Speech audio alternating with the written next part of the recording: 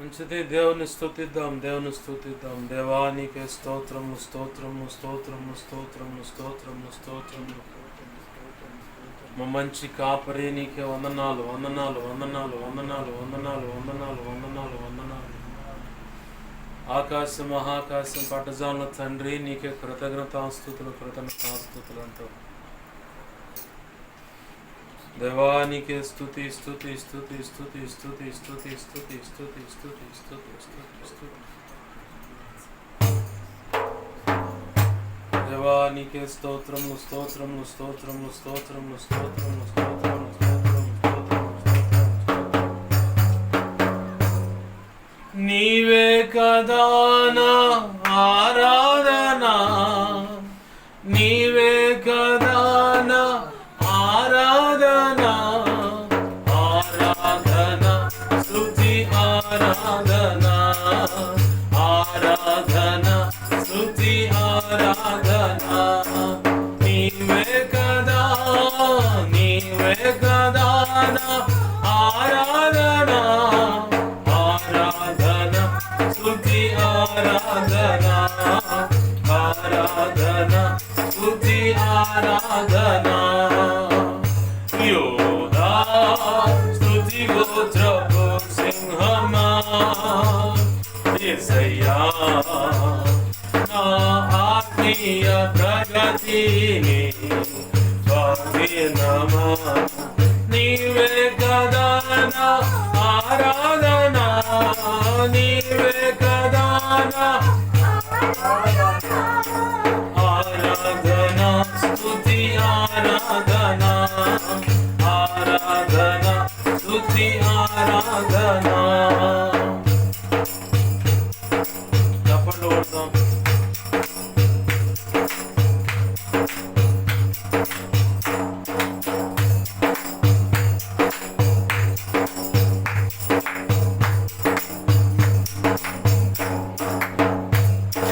నీ ప్రజల నెమ్మదికై రాజాజ్ఞ మార్చింది నీవేగని, అహమును అణచి అధికారులను అధముల వేసిన నీకు.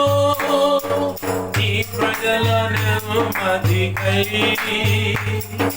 రాజాజ్ఞ మార్చింది నీవేగని, అహమును అణచి అధికారులను అలముల వేసిన నీకు. అసాధ్యమైనది ఏమున్నది, అసాధ్యమైనది ఏమున్నది, అసాధ్యమైనది ఏమున్నది, అసాధ్యమైనది ఏమున్నది. యోధా స్తుతి గోత్రపు సింహమా, నా ఆత్మీయ ప్రగతిని స్వాధీనమా.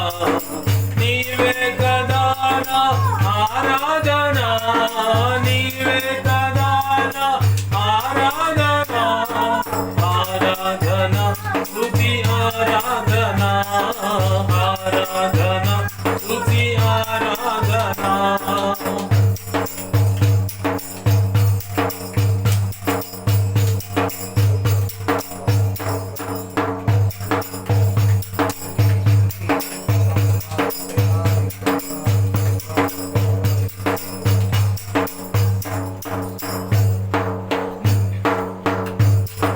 నీ నీతి కిరణాలకై నా దిక్కు దశలన్నీ నీవేనని, అనతి కాలాన రథమా ఫలముగా ఆత్మపరచిన నీకు. నీ నీతి కిరణాలకై నా దిక్కు దశలన్నీ నీవేనని, అనతి కాలాన రథమా ఫలముగా ఆత్మపరచిన నీకు. అసాధ్యమైనది ఏమున్నది, అసాధ్యమైనది ఏమున్నది, అసాధ్యమైనది ఏమున్నది, నది ఏమున్నది యోధా స్తుతి గోత్రపు సింహమా యేసయ్యా నా ఆత్మీయ ప్రగతిని వాహనమా నీవే కదా నీవే కదా ఆరాధన ఆరాధన స్తుతి ఆరాధన ఆరాధన స్తుతి ఆరాధన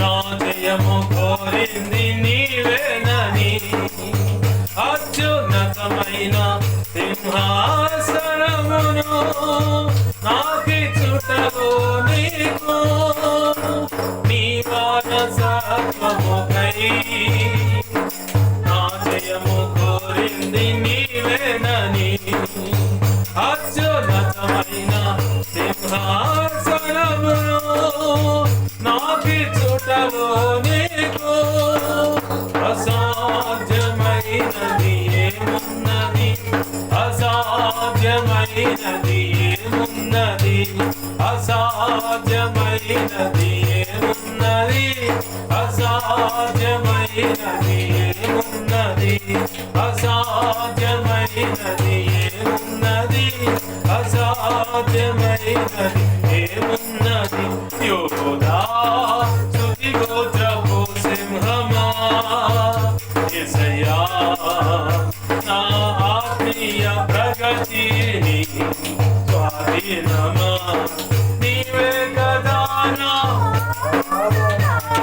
నీవే కదా ఆరాధన స్తుతి ఆరాధన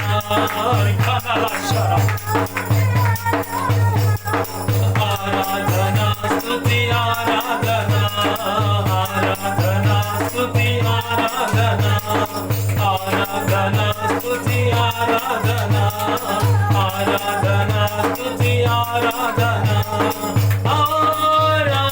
ఆరాధన స్తుతి ఆరాధన ఆరాధన స్తుతి ఆరాధన ఆరాధన స్తుతి ఆరాధన ఆరాధన స్తుతి ఆరాధన ఆరాధన స్తుతి ఆరాధన ఆరాధన స్తుతి ఆరాధన ఆరాధన స్తుతి ఆరాధన ఆరాధన స్తుతి ఆరాధన ఆరాధన స్తుతి ఆరాధన ఆరాధన స్తుతి ఆరాధన ఆరాధన స్తుతి ఆరాధన ఆరాధన కలకశహరమ రికదలకశహరమ వదలకశహరమ రికదలకశహరమ వదలకశహరిమ రికదలకశహరమ వదలకశహరమ రికదలకశహరమ వదలకశహరిమ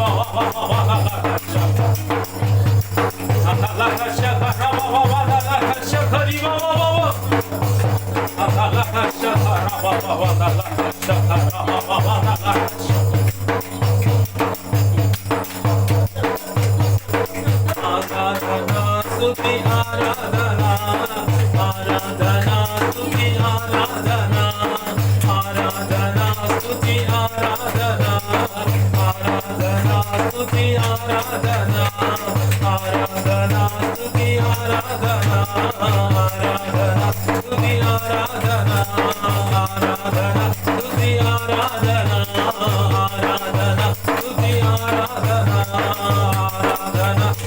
ఆరాధనా ఆరాధనా స్తుతి ఆరాధనా ఆరాధనా స్తుతి ఆరాధనా ఆరాధనా స్తుతి ఆరాధనా ఆరాధనా స్తుతి ఆరాధనా ఆరాధనా స్తుతి ఆరాధనా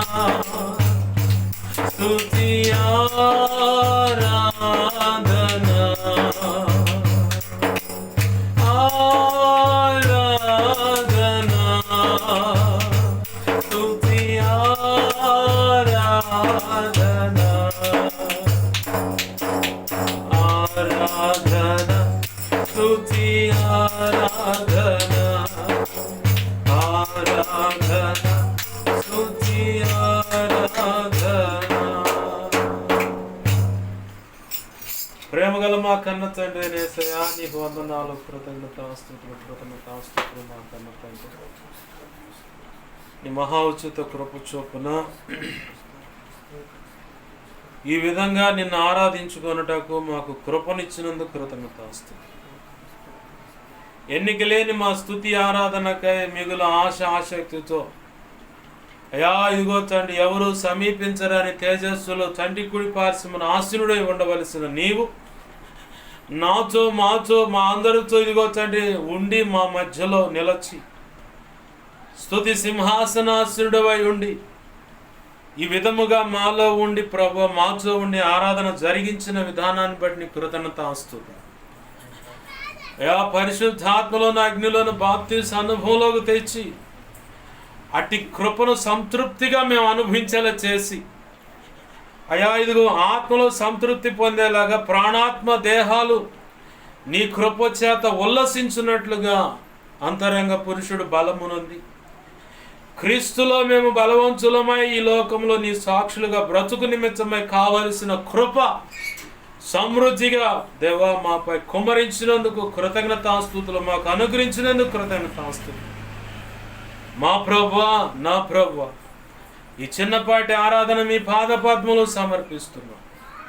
నీ సన్నిధిని ప్రత్యక్షతను, లేఖన ప్రత్యక్షతను, ఆత్మ ప్రత్యక్షతను ఆపేక్షిస్తూ ధారాళమైన నీ ఆత్మ నడిపింపును కోరుకుంటూ ముందున్న సమయంలో వాక్య ఉపదేశం ద్వారా నీవే నాతో మాతో అందరితో సూటిగా తేటగా స్పష్టంగా మీరు మాట్లాడమని, నీ ఆత్మకార్యములు జరిగించి నీ చిత్తం నెరవేర్చును మాత్రం మహిమ పొందమని బతిమలాడుతూ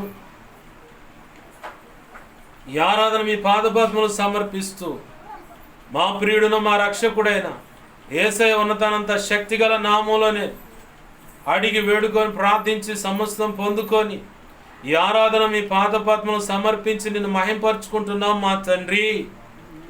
ఆమేన్, ఆమేన్, ఆమేన్.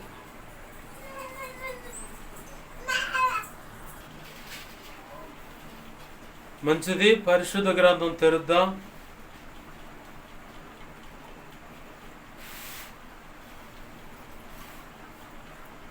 ఆదికాండము 17వ అధ్యాయం తెరుద్దాం.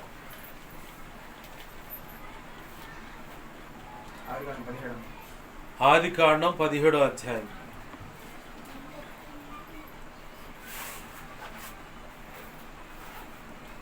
రెండవ వచనాన్ని నేను చదువుతున్నాను, గమనించండి. నాకును నీకును మధ్య నా నిబంధనను నియమించి నిన్ను అత్యధికముగా అభివృద్ధి పొందించేదనని అతనితో చెప్పాను. చిన్న మాట ప్రార్థన చేసుకుందాం. ప్రేమగల మా కన్న తండ్రి యేసయ్యా, నీకు వందనాలు, కృతజ్ఞతాస్తుతులు మా ప్రభువా. సర్వకృపానిధివైన మా తండ్రి, మీరిచ్చిన లేఖన భాగాన్ని బట్టి నీ కృతజ్ఞతాస్తుతులు. ఈ లేఖనాన్ని విరవండి. ఈ లేఖనము చాటున మీ మనసులో ఉద్దేశించుకున్న సంగతులు ఏమైతే ఉన్నాయో, మా ముందున్న ఆధ్యాత్మిక భౌతికమైన జీవిత యాత్రలో ప్రతి అవసరత అక్రత ఎరిగిన దేవుడు నీకే బాగా తెలుసు. మరి మా ముందున్నటువంటి ఆధ్యాత్మిక భౌతికమైనటువంటి జీవిత యాత్రలో మాకు అవసరమైనటువంటి సంగతులు ఏమైతే ఉన్నాయో, నీ మనసులో నువ్వు ఉద్దేశించుకున్న సంగతి ఏమైతే ఉన్నదో, ఈ లేఖనము చాటు నుంచి నువ్వు నిర్ణయించినటువంటి లేఖన ఆత్మ ప్రత్యక్షతతో ఇమిడినటువంటి సర్వ సంపూర్ణ సత్య సంబంధమైన హితబోధన బయటకు తెచ్చి మీ పక్షం వహించిన మీ దాసుని నోట మాటలు ఉంచి, మీ దాసుని మీ సిలువు చాటును మరుగుపరిచి, మీ దాసుని ముఖాంతరంలోంచి మీరు కనబడుతూ, దేవా, మీ దాసుడు నోటిని మీ నోటి బోరగా మార్చి బలమైన వాక్శక్తినిచ్చి, నీవే నాతో మాతో అందరితో సూటిగా తేటగా స్పష్టంగా మీరు మాట్లాడండి.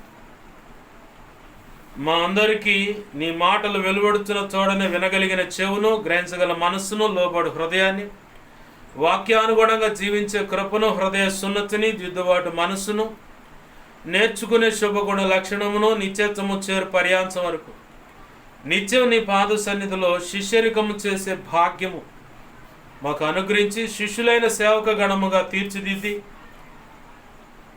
ఓ పక్క సంపూర్ణ స్థితి పొందుతూ మరో పక్క అందరినీ దేవ రక్షణ అనుభవంలో తెచ్చి సంపూర్ణ దిశగా వారిని నడిపిస్తూ సంపూర్ణులుగా చేసి, మేమును వారు దేవా ధైర్యంగా క్రీస్తు న్యాయపీఠం ఎదుట నిలబడి, ఆనాడు నువ్వు నిర్ణయించిన బడా మంచి దాసుడా మంచి దాసురాలని మెప్పు ఘనత మహిమ బహుమతులు అందుకొని నిత్యత్వంలో ప్రవేశించి యుగ యుగాలు ఆ వధువులను నిర్ణయించిన ఉన్నత స్థానంలో నిలిచి నిత్యరాజ్య పరిపాలన చేసి నిన్ను మహింపరచుకునే ధన్యత కలుగునట్లుగా, అంతకంటే ముందు ఈ భూమి మీద ఉండగా భూదిగాంచల వరకు నీ పక్షంగా వెళ్ళి నీ చిత్తంలో సంఘ స్థాపన చేసి సంఘాలు కట్టి మందిరాలు కట్టి నీ సంతోషం పరిపూర్ణమగునట్లుగా నీ పని చేసి నిన్ను ఘనపరచునట్లుగా కృప కలుగునట్లు అయా ఉపదేశము ద్వారా నాతో మాతో మీరు మాట్లాడమని బతిమలాడుతున్నాను. నీ పక్షం వహించిన నేను ఎంత బలహీన నీకు బాగా తెలుసు. నీ మీద అనుకున్నా, నీ కృప మీద ఆధారపడ్డాను. నాలో నువ్వు కోరుకున్న దేవ పరిశుద్ధతను ఆశిస్తూ సమస్త అవిధేయతలు, అతిక్రమ దోషాలు, పాప దోషాలు, ఆజ్ఞాతిక్రమలు కూడా క్షమించను. పరిశుద్ధమైన నీ సిలువ రక్తంతో నన్ను కడిగి పవిత్రపరచు, శుద్ధజలంతో కడిగి పవిత్రపరచు. నీ ఆనంద తైలాభిషేకం నాపై ఇంకో గొప్పగా ఉంచు. పరిశుద్ధాత్మ అగ్ని నన్ను పుటమే శుద్ధ శివర్ణంగా మార్చు. నీ పరలో శుద్ధ శివర్ణ తైలం నన్ను ఎత్తిమింకును గొప్పగా ఉంచు. హెస్కేలు గ్రంథం 2:1-2 ప్రకారం నన్ను మమ్మల్ని చక్కగా నిలబెట్టి నీ ఆత్మతో నింపి మాతో మాట్లాడు.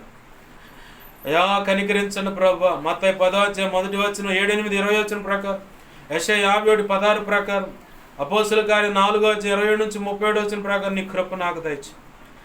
ఇర్మియా 1:9-10-18-19 నీ కృప నాకు దయచు. దేవా నాతో మాతో మీరు మాట్లాడు.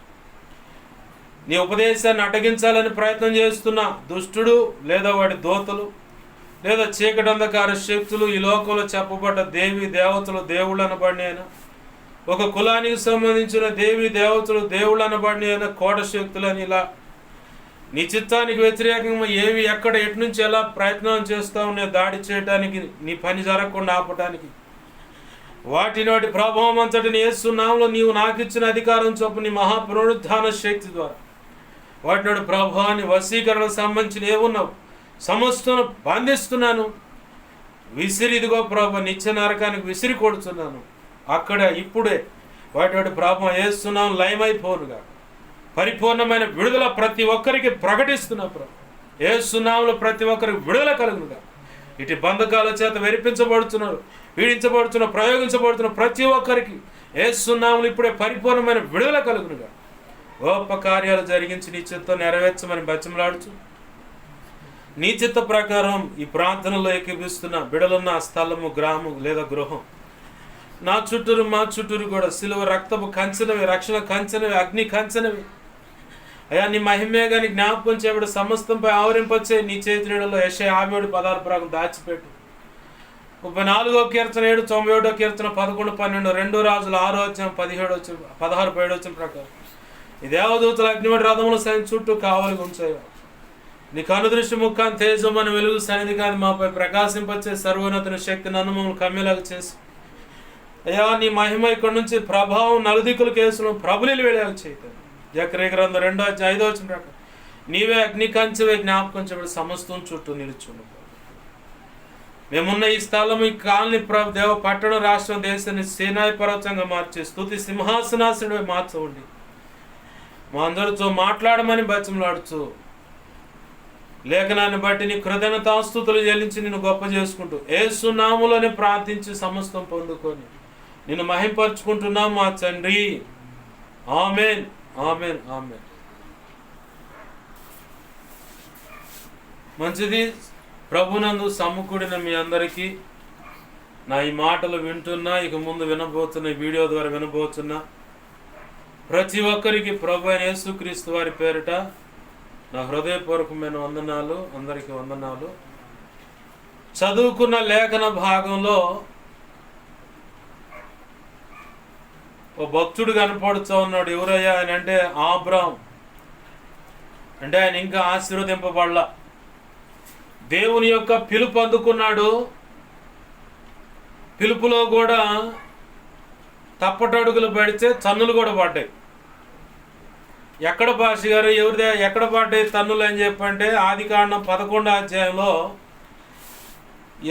30, 31, 32 ఆ వచ్చిన భాగాలు చూస్తే తన కన్న తండ్రి తెరహు అనే ఆయన్ని తీసుకొని వస్తా ఉన్నాడు. అయితే ఈ తెరహు ఆబ్రాము ఆశీర్వదింపబడటానికి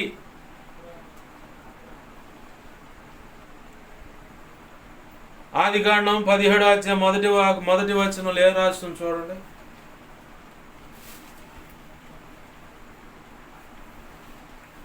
అబ్రహాము అని రాసిందా, ఆబ్రామ్ అని రాసిందా? అబ్రహామా, ఆబ్రాము? ఆబ్రామ్ అని రాసిందా? నేనేం తప్పు పలకలా, కరెక్ట్గానే పలికా. పేజీ తిప్పితే నెక్స్ట్ వర్డ్ మారిపోద్ది అనమాట.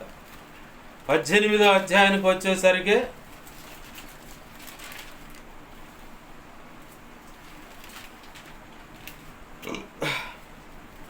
లేదంటే 17వ అధ్యాయంలోని కింది భాగం చూస్తే అక్కడ దేవుడు ఆశీర్వదించినట్టుగా కనపడుతుంది. ఆశీర్వదించినప్పుడు అబ్రహాము, ఆబ్రాము కాదు, అబ్రహాము. దేవుడు ఆశీర్వదించిన తర్వాత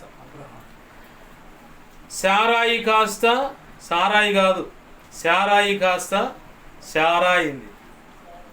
అంటే రాజకుమారి అని అర్థం ఆ మాటకి. అవి అక్కడ రాసే ఉన్నాయి కింద పుట్టినోట్లో, పైన అక్షరాలు 1, 2 అనేసి కింద పుట్టినోట్లో.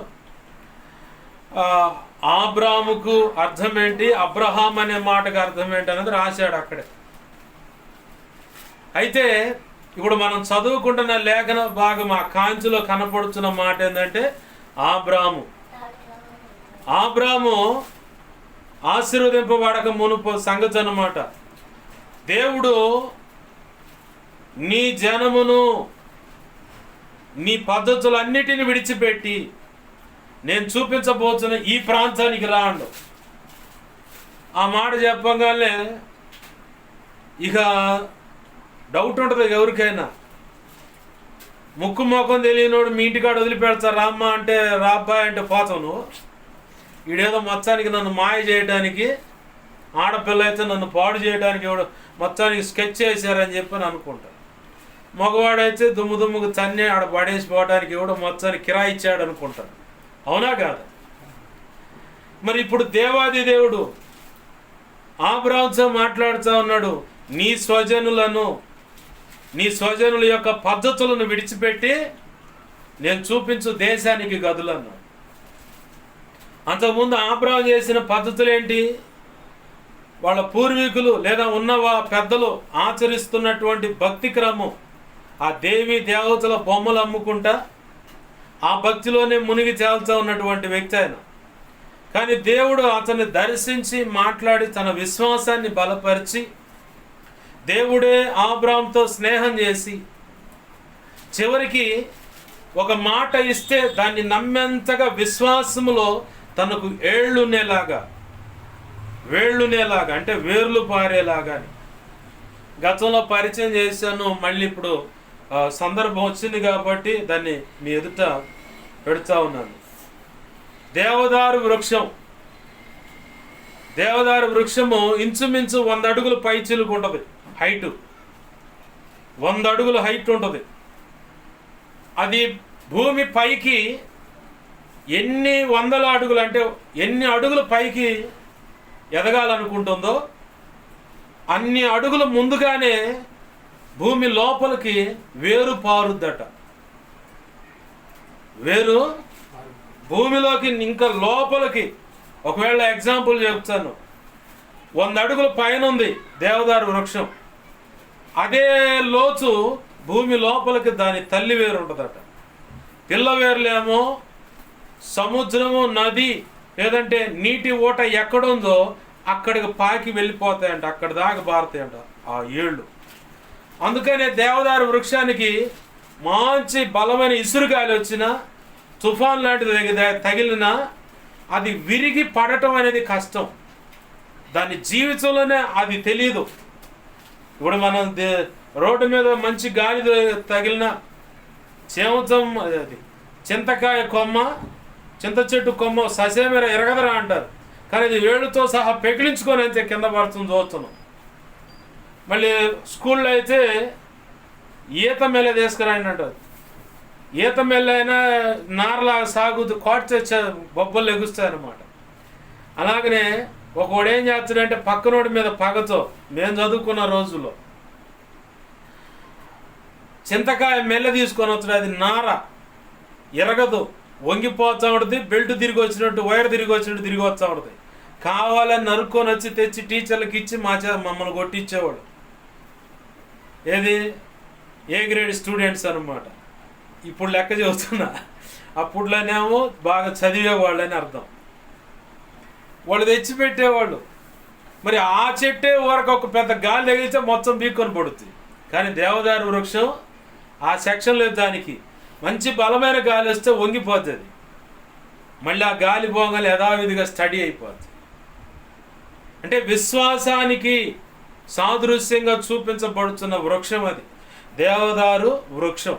ఇంచుమించు 100 అడుగులు ఉంటుందని అంచనా. దాని యొక్క వెడల్పు కూడా బాగా గంభీరంగానే ఉంటుందని. అయితే ఇక్కడ అబ్రహాముని దేవుడు ఒక మాట ఇవ్వగానే ఆ మాటను నమ్మి తట్టా బుట్ట మొత్తం జరిచి ఇక నేను బోచనన్నంతగా దేవుడు తనని విశ్వాసంలో బలపరిచాడు. ఆ దేవుడు ఏర్పాటు చేసినటువంటి విశ్వాసం అనే పునాది మీద అబ్రహామును గట్టిగా నిలబెట్టాడు అనమాట. దేవునికి మహిమ కలుగునుగా. హల్లెలూయా. అలాగ నిలబెట్టాడు కాబట్టే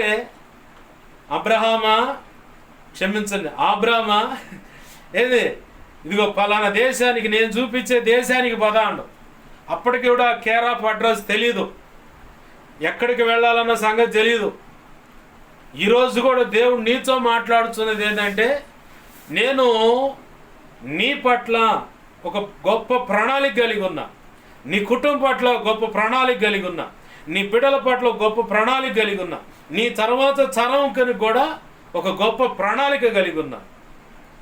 నువ్వు విశ్వసించి దేవుడు చెప్పినట్లు కనుక అడుగులు వేసినట్లయితే, దేవుడు ఆశించినట్టుగా విశ్వాసంలో వేళ్ళునుకున్నట్లయితే, అంటే వేరు పారినట్లయితే, స్థిరంగా ఆయనలో నిలబడ్డట్టయితే, ఆయన చెప్పిన మాటను పట్టుకొని నీ బ్రతుకును కనుక ఆధ్యాత్మికంగా అలాగనే భౌతికంగా కూడా కట్టుకున్నట్లయితే, ఎలా కట్టుకోవాలి పాష్ గారు అంటే, లేఖనమే నీకు ఆధారం. లేఖనమే నీకు ఆధారం, ఇంకా వేరొకటి లేదు. లేఖనం ప్రకారం ప్రభు అయిన యేసుక్రీస్తు వారు ఏం చెప్పాడు? నా ఈ మాటల చొప్పున ఎవడైతే చేస్తాడో, ఎవడైతే తన జీవితాన్ని కట్టుకుంటాడో, వాడు బండ మీద ఇల్లు కట్టుకున్న బుద్ధిమంతుని పోలి ఉన్నాడు అని. అదేనా చెప్పింది? నా ఈ మాటలు చొప్పున చెయ్యక ఎలా పడితే అలా ఉండగోరిన వాడు ఇసుక మీద తన ఇల్లు కట్టుకున్న బుద్ధిహీనుడు పోలి ఉన్నది. వాన వచ్చెను, గాలి విసిరెను, దాని పాటు గొప్పదాయను.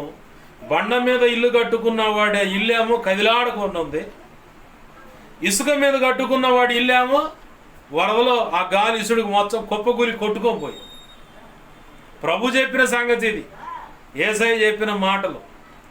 అంటే విశ్వాసంలో నా బ్రతుకు ప్రభు చెప్పినట్లుగా నా జీవితాన్ని, నా కుటుంబాన్ని, నా బిడ్డలను ఎలా మా దాంపత్య జీవితాన్ని ఎలా కట్టుకోవాలంటే లేఖనం ఉంది నీకు సాక్షార్థంగా.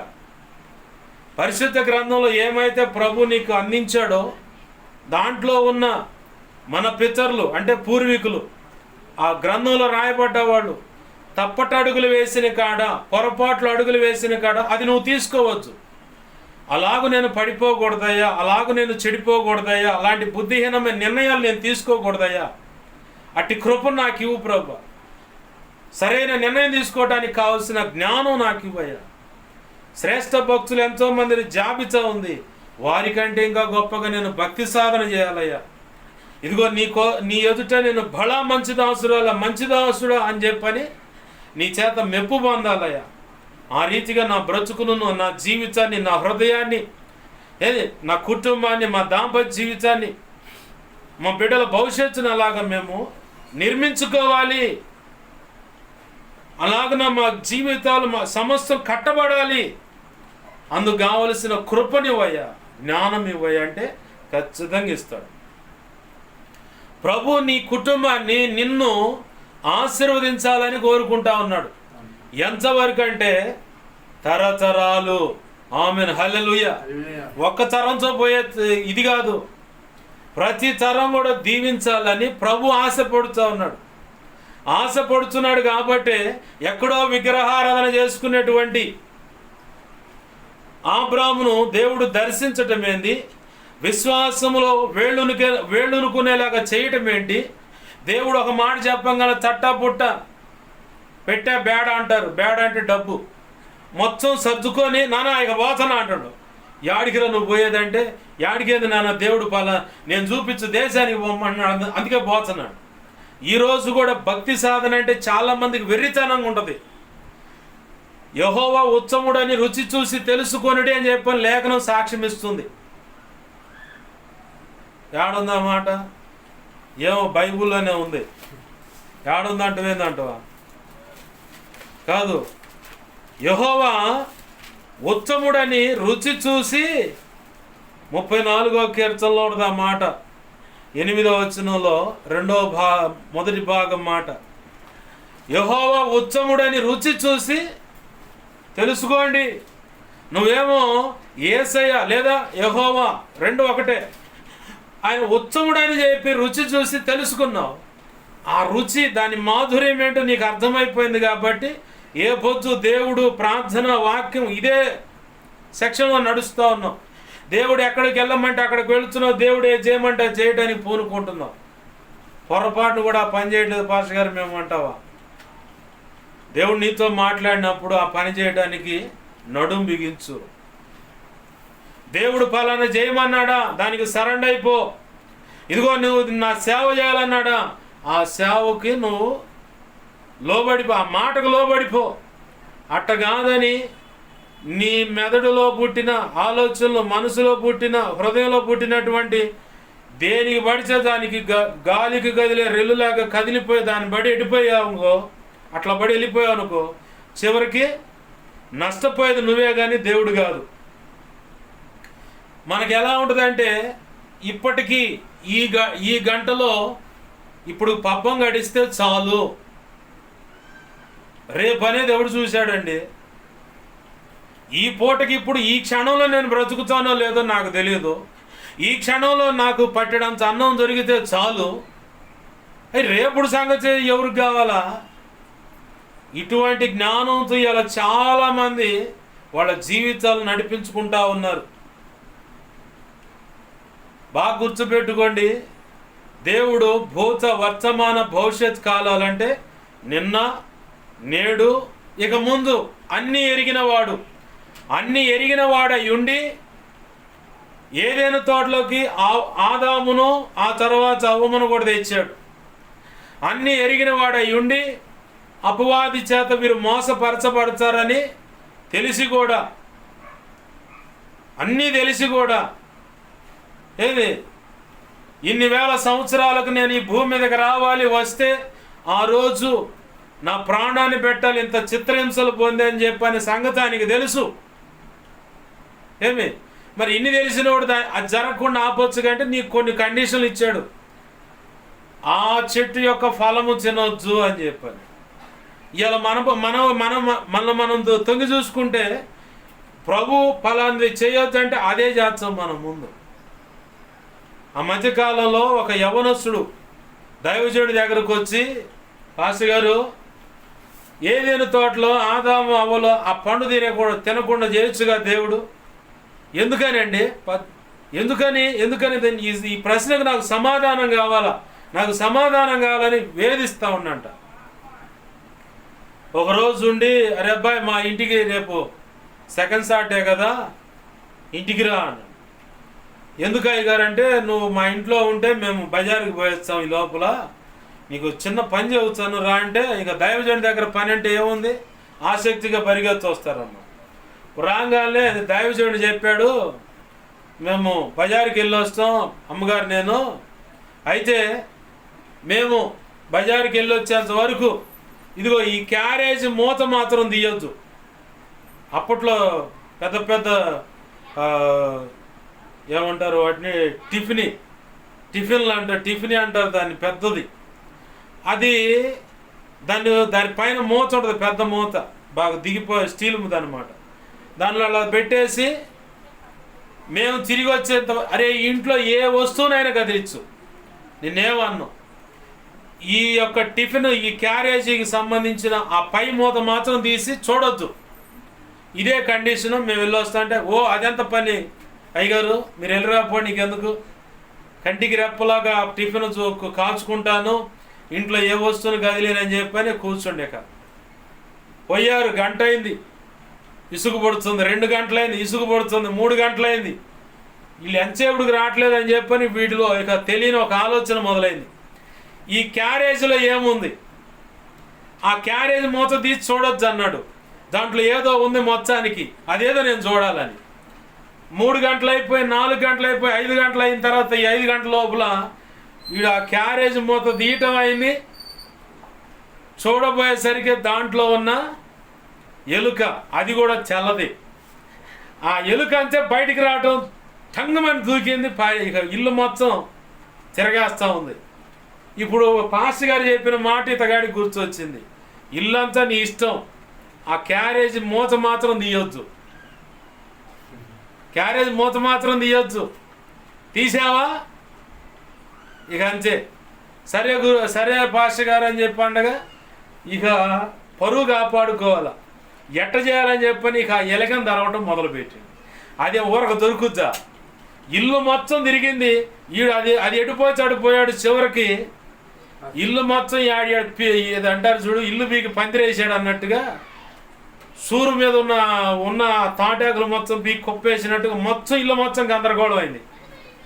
ఈ లోపల పాస్టర్ గారు వచ్చిండు, వచ్చి వాడికి వెళ్ళి చూసిండు, ఇక అంతే వీడికి అర్థమైపోయింది.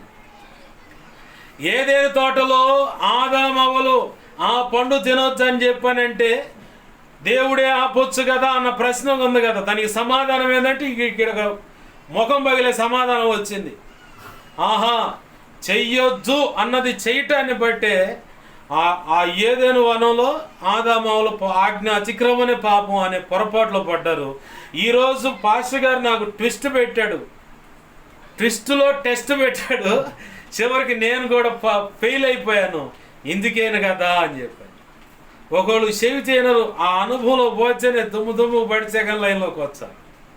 ఏంది ప్రభు అంటాడు, ప్రభు ఇది చెయ్యి, నిన్ను ఇది చేయమన్నాడు, అది చేయాల్సిందేగా, కాదు నీ సొంత నిర్ణయాలు పెట్టుకున్నావంటే అంటే దేవుడు నాతో డైరెక్ట్ మాట్లాడతలేదు కదా. గతంలో కూడా చెప్పా, దేవుడే నీతో మాట్లాడుతున్నట్లయితే, దేవుడే నిన్ను సంపూర్ణ స్థితి తెచ్చే మాట అయితే, దేవుడే నీతో ఉండి అన్ని విధాల సరైన మార్గంలో నడిపించే మాట అయితే, ఈ భూమి మీద దైవజనుడు లేదా దైవజనురాలు అవసరం లేదు. ఒకవేళ దైవజనురాలను ఇచ్చాడంటే వాళ్ళ కనుసన్నుల్లో నువ్వు పెరగాలి, వాళ్ళు చెప్పిన దాన్ని బట్టి నువ్వు నడుచుకోవాలి. ఇది దిద్దుకోమంటే అది దిద్దుకోవాలి. నాతో దేవుడు మాట్లాడుతుందంటే నీకు అసలు దైవజనుడు అవసరం లేదు, దైవజనురాలు అవసరం లేదు, ఆ సంఘం కూడా అవసరం లేదు. శుభ్రంగా పోయి నువ్వు దేవుడు కూర్చొని మన బంధము అనుబంధము ఇడదీయగలరా ఎవరైనను మరి ఏదైనను రాజా జగమెరిగిన నా యేసు రాజా ఇట్లా పాడుకుంటా డూయిట్ వేసుకుంటే వెళ్ళిపోవచ్చు. ఏంది నీకు సేవకుడు అవసరం లేదు, సేవకురాలు అవసరం లేదు. నేను చెప్పా, గతంలో కూడా చెప్పాను, నాతో నా ప్రభు ముఖాముఖిగా మీతో మాట్లాడుతున్నట్టే మాట్లాడతాడు. అయినా నాకు బాప్తీస అనుభవంలోకి నడిపించిన ఆత్మీయ తండ్రిని, ఆయన భార్యను గౌరవించే విధానం ప్రభు కృపచేత నేర్పాడు. ఇప్పటికీ వాళ్ళకు లోబడే ఉంటాను నేను, ఎందుకంటే నన్ను రక్షణ అనుభవంలోకి నడిపించారు. నాకు బాప్తీసం ఇచ్చిన దైవజనుడిని నేను గౌరవిస్తాను. నాకు అభిషేకం ఇచ్చినటువంటి దైవజనుడిని నేను గౌరవిస్తాను. ఆ అభిషేకానికి సహకరించిన దైవజనులు కూడా నేను గౌరవిస్తాను. సమాజంలో దేవుని చేత ఏర్పరచబడ్డారు, వీళ్ళు అభిషేకించబడ్డారు, ఇతను దైవజనుడు అన్న సంగతి నాకు తెలిస్తే ఖచ్చితంగా 100% నా ప్రభు కృపను బట్టి ప్రేమను బట్టి వారిని గౌరవిస్తాను. అదే గౌరవం నేను ఎక్కడికి పోయినా నాకు దక్కాలని రూల్ లేదు, అది వాళ్ళ ఇష్టం. ప్రభు పేరట వచ్చు వారు ప్రభు పేరట మేము మిమ్మల్ని ఆశీర్వదిస్తున్నాం అని లేఖనం ఉంది. ప్రభు పేరట వచ్చువాడంటే యేసయ్యకి స్తుతి కలుగుతుంది.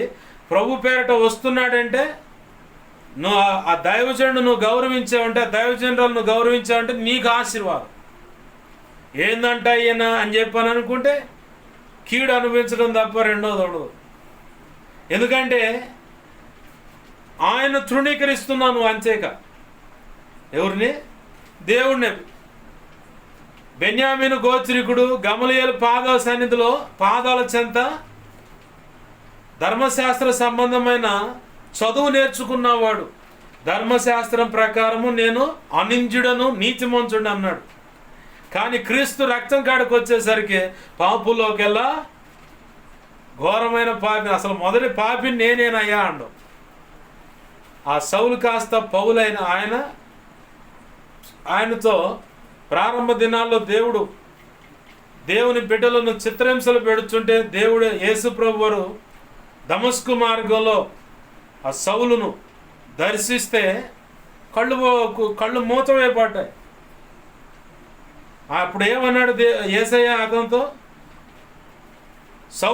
సౌలా ఏలా నన్ను హింసిస్తున్నావంటే, అసలు నిన్నెప్పుడు హింస పెట్టానయ్యా అంటే, నా బిడ్డలను హింస పెడితే నన్ను హింస పెట్టినట్టు కాదా? ములికోన అంటే నీకు బాగా అర్థం కావాలంటే ఆ గుండు సూది ఉంటుందిగా, గుండు పిన్ అంటారు. దానికి నీ చేత్తు అరచేత్తు అంతే అమాంసంగా దాన్ని ఎదుటిపెట్టి గుద్దుతావా, ఏమైంది? దిగిపోద్ది. లేదంటే దాన్ని టన్నం అనుకో చీల్చేస్తుంది. ఎలా? దాన్ని ఇలా పట్టుకొని దాని మీద చేర్చేట చిన్న కింద కన్నాం అనుకో, ఎక్కడ తగిలితే అక్కడ చీల్చేస్తుంది. ప్రభు అదే అన్నాడు, నాకు ఎదురొచ్చేవాడు లేదా నా బిడ్డలకు ఎదురొచ్చేవాడు మునికోనకు ఎదురు దన్నుతున్నాడు అంటే అది చీల్చేస్తుంది. కాలుతో అంతే ఏమైంది?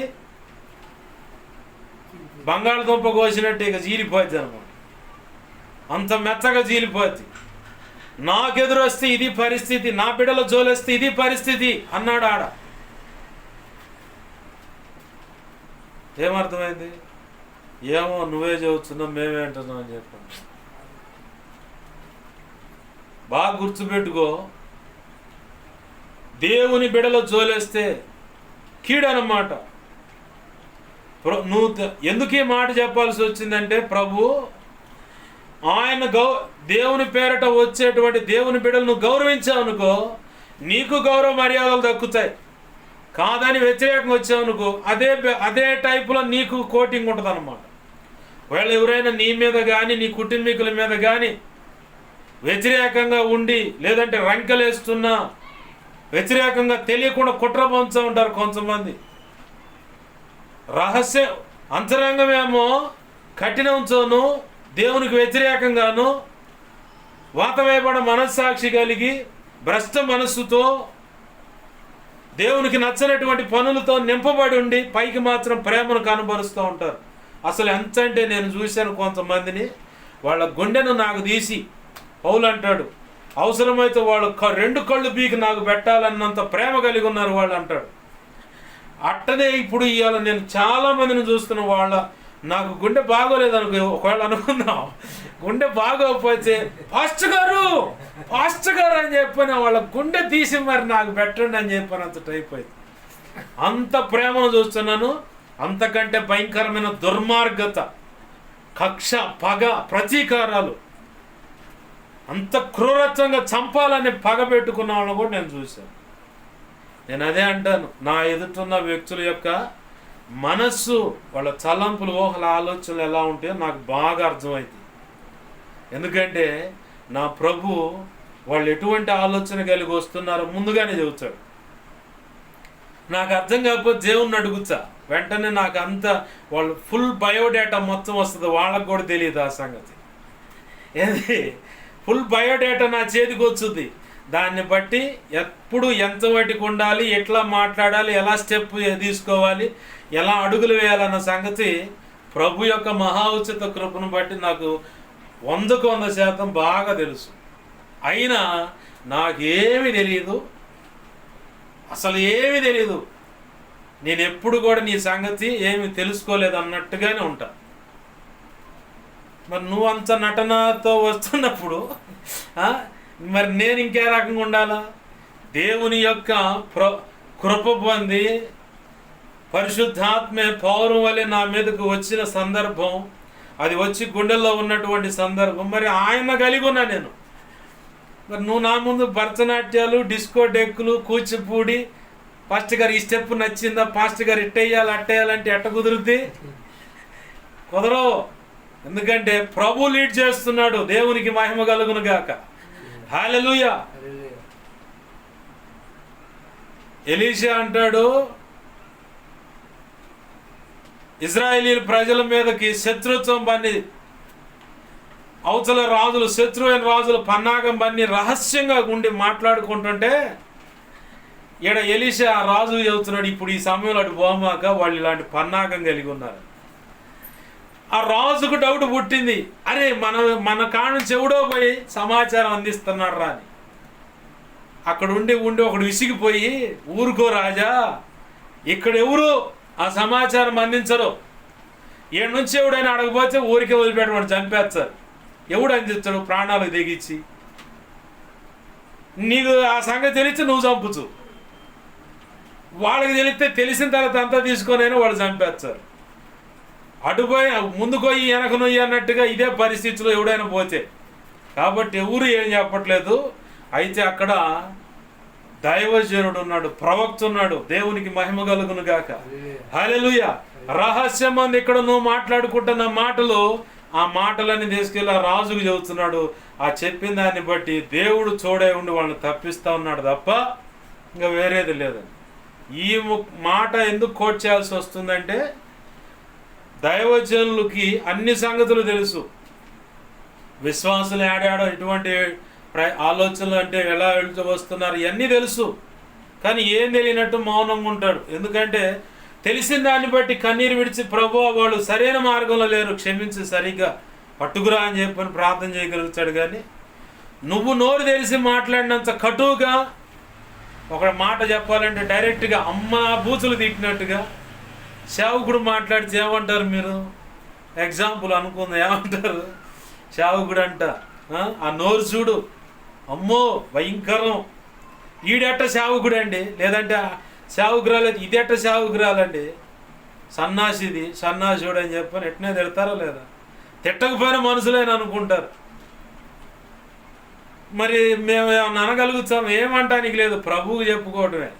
ప్రభువా నువ్వే వాళ్ళని సరైన మార్గంలో నడిపించుకురా అని చెప్పారు. సబ్జెక్ట్లోకి వస్తున్నాను, ఎక్కడ దారి తప్పిపోలేదు. ఏంది అసలు మూలవాక్యం ఏంది, ఎటు నుంచి ఎటు వచ్చావని చెప్పని కొంతమంది నా మాటలు వింటున్న వాళ్ళు అనుకుంటా ఉన్నారు. నేను ఆడికి పోలే, కరెక్ట్ మార్గంలోనే ఉన్నా. గమనించండి, దేవుడు నిన్ను ఒక విషయం చెప్పాడా, లేదంటే ఆ విషయాన్ని నువ్వు తీసుకోలేకపోతున్నప్పుడు నీకు దైవజనుడు ఉపయోగపెడతాడు. దైవజనుడి ద్వారా ఒక ఆలోచన ఇస్తాడు. దైవజనుడి ద్వారా ఇలా నడువు అని చెప్తాడు. దైవజనుడి ద్వారా ఇది చెయ్యి అని చెబుతాడు. దైవజనుడి ద్వారా నిన్ను దేవుడు ఇలా పిలుస్తున్నాడని చెప్తాడు. ఆ మాటకు నువ్వు సరెండర్ అయితే నువ్వు ధన్యుడవు, ధన్యురాలు. హెబ్రీ పత్రిక ఏం సాక్ష్యం ఇస్తుంది? మీ పైన నాయకుల యొక్క విశ్వాసం ఎలా ఉందో గమనించండి. ఆ విశ్వాసమును, పైన నాయకుల యొక్క శ్రేష్టమైన విశ్వాసం ఏదైతే ఉందో దాన్ని అనుసరించండి. వాళ్ళ మాటకు లోబడండి, వాళ్ళు చెప్పినట్టు చెయ్యండి అని చెప్పని ఉంది. నాతో దేవుడు మాట్లాడుతున్నాడు, దేవుడు నువ్వు ఊరేగటే అక్కడ. అంటే ఈ మాట ఎందుకు కఠినంగా పలకాల్సి వస్తుందంటే ఆయనే వచ్చి నిన్ను నడిపించడానికి సాధ్యపడే రోజులు కావి. ఒక కోణంలోనేమో ఆయన నీతో మాట్లాడుతూనే ఉంటాడు, మరొక కోణంలోనేమో దైవజనుడు చెప్పిన మాటను బట్టి నడవమని కూడా చెబుతూ ఉంటాడు. ఎందుకంటే లోబడటం అనేది నీకు నేర్పటానికి. దేవునికి మహిమ కలుగును గాక. హల్లెలూయా. లోబడటం అనేది నీకు నేర్పటానికి. దేవుణ్ణి నేను ప్రేమిస్తున్నానంటే నీ భార్యను కూడా నువ్వు ప్రేమించాలి. దేవుణ్ణి ప్రేమిస్తున్నంటే నీ భర్తను కూడా నువ్వు ప్రేమించాలా. దేవుణ్ణి ప్రేమిస్తున్నంటే నీ తల్లిని, ఒక కూతురుగా ఒక కొడుకుగా నువ్వు ఉన్నట్లయితే నీ తల్లిని తండ్రిని కూడా ప్రేమించాలా.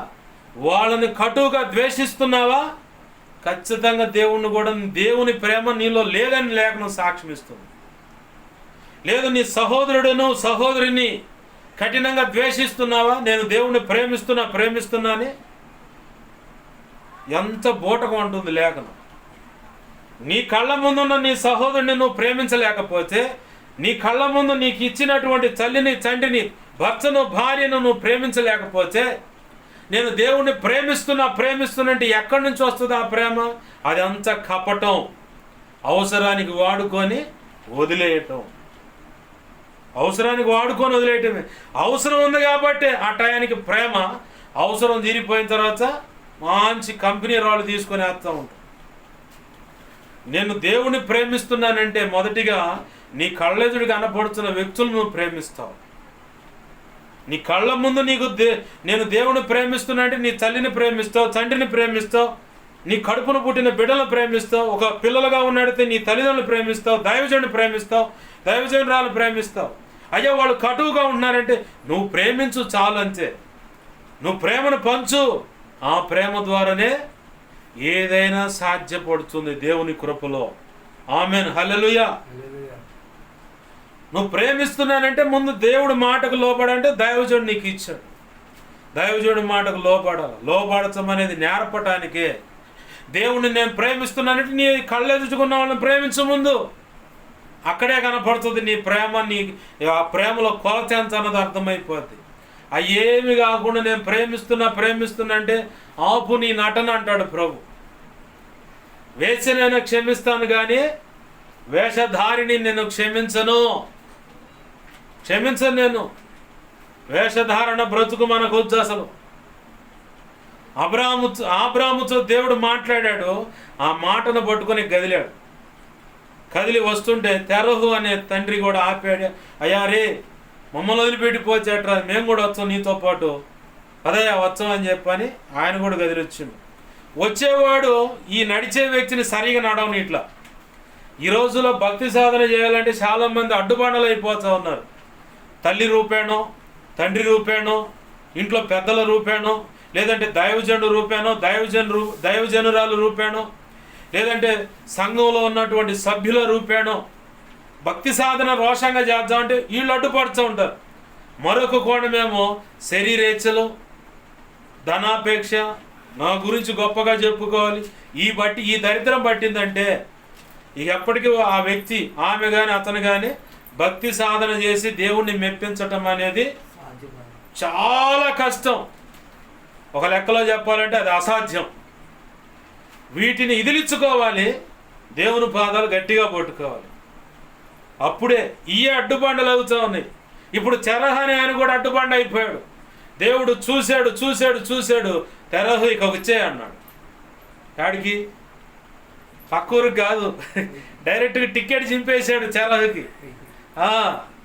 మన జీవితాల్లో భక్తి సాధనకు ఎవరైనా అడ్డుపడుతుంటే, దేవుని యొక్క దయా సంకల్పం నెరవేర్చబడకుండా, దేవుడు అనుకున్న పని నీ ద్వారా జరగకుండా, దేవుడు అనుకున్నటువంటి ఆశీర్వాదం పొందటానికి ఎవరైనా అడ్డుబండగా ఉంటే, తల్లి కావచ్చు, తండ్రి కావచ్చు, ఎవరినైనా సరే, టికెట్ కండక్టర్ కనుక టికెట్లు చించినట్టు చించేస్తా ఉంటాడు ప్రభు. అర్థం చేసుకోవాలి. అప్పుడు దగ్గర పడ్డేరా రోజులు మొత్తానికి అని చెప్పని. ఇంకో కోణంలో మనం కూడా జాగ్రత్త పడాలా.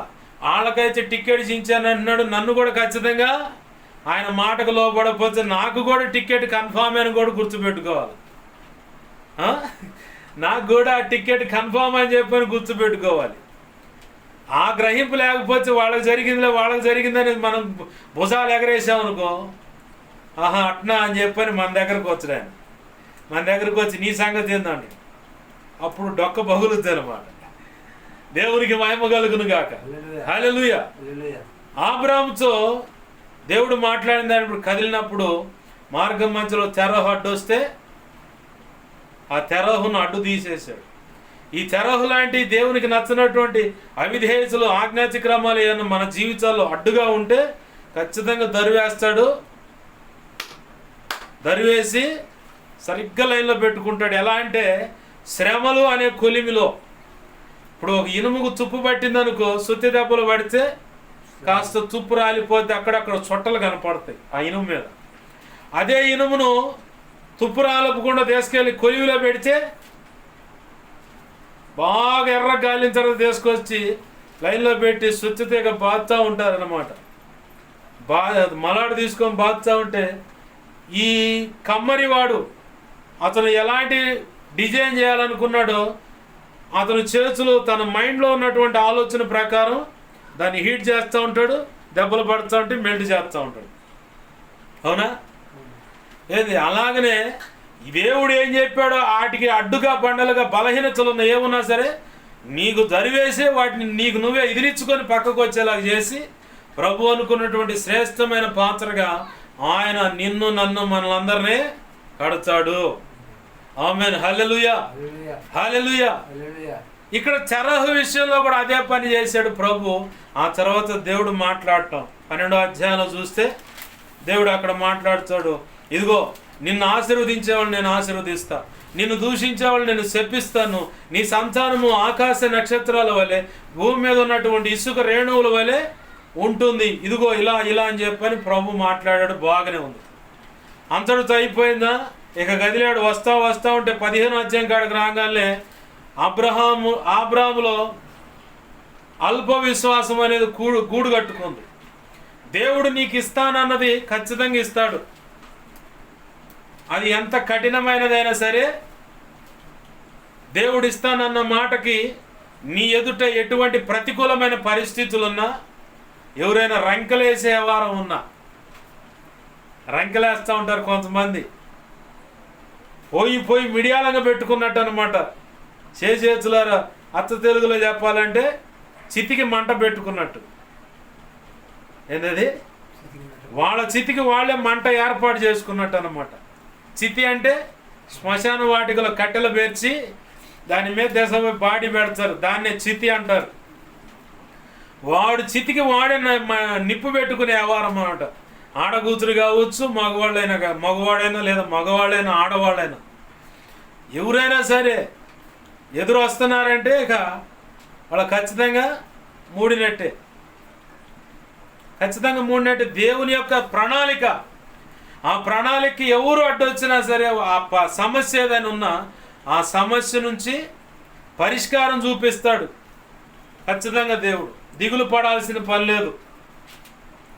ప్రతిదానికి ఒక నిర్ణయ కాలం ఉంది. ఆ నిర్ణయ కాలం వరకు నిన్ను నడిపిస్తానే ఉంటాడు. బలహీనపడినా, అల్ప విశ్వాసంతో కుదేలైపోయినా, ఇక నా వల్ల కాదు నడవటం అన్నా, ఆయన ఖచ్చితంగా నీ పక్కనే ఉండి ఆ సమయానికి కావలసిన దినుసులు అంటే లేఖనమును మాట లేదంటే ఆయన ఇచ్చినటువంటి వాగ్దానాన్ని గుర్తు చేస్తా నీకు తెలియనటువంటి నూతన శక్తినిచ్చి అంతరంగ పురుషుడిని కూడా బలపరిచి విశ్వాసంలో ఇంకా వేళ్ళునుకునేలా చేసి నిరీక్షణలో విసిగిపోకుండా పట్టుదల కలిగి మెలకువతో ప్రార్థన చేయడానికి కొన్ని సూచక క్రియలు సూచనగా నీకు చేసి ఆయన మళ్ళీ నిన్ను నిలబెట్టుకుంటాడు. ఆమేన్, హల్లెలూయా. నిలబెట్టుకోవటమే కాదు, ఆయన నిర్ణయించినటువంటి ఆ మార్గంలోకి నడిపించుకుంటూ పోతాడు. ఆయన నీ చేయి పట్టుకొని నడిపిస్తాడు. ఆమేన్, హల్లెలూయా. నా జీవితంలో ఇలాంటి అనుభవాలు ఎన్నో చూశా. నా వల్ల కాదనుకున్నప్పుడు ఒక సూచనగా, ఒక సూచక క్రియలాగా, ఒక సూచన, ఒక మంచి కార్యం చేసి నా విశ్వాసాన్ని బలపరిచేవాడు. ఆ బలపరిచిన దాన్ని బట్టి దేవుడి మాట్లాడిన వాక్య రూపేణ లేఖన ఉపదేశంలోనూ కానీ లేదంటే దేవుని సన్నిధిలో మోకరించి ప్రార్థన చేసినప్పుడు కానీ దేవుడు మాట్లాడేవాడు. ఆ మాట్లాడిన దాన్ని బట్టి నేను మళ్ళీ శక్తిని పొందుకునేవాడిని. నా దేవుడు ఖచ్చితంగా మాట ఇచ్చాడంటే ఆ మాట తప్పిపోడు. ఏదన్నా తప్పిపోయిందంటే నా బుద్ధిహీనతే, ఎవరుకోవడం అనుకోవాలి. ఇది నేను దేవుడు నాకు మాట ఇచ్చాడండి కానీ నా జీవితంలో నెరవేరలేదు అని ఎవరైనా ఒక మాట అన్నారంటే అది నీ బుద్ధిహీనత.